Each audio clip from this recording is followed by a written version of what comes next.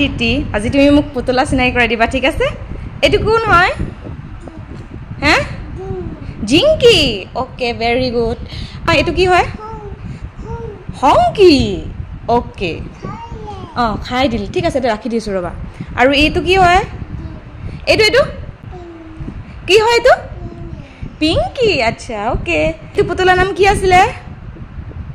এটো পুতলাৰ নাম সিঙ্কি ওকে ভেৰি গুড আৰু এটো পুতলাৰ নাম কি হয় কি নাম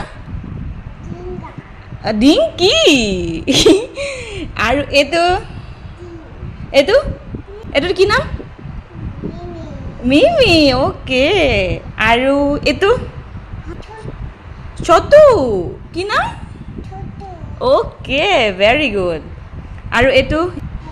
ইঙ্কি হে হৈ থাকিলে ইমানে আছে তোমাৰ পুতলা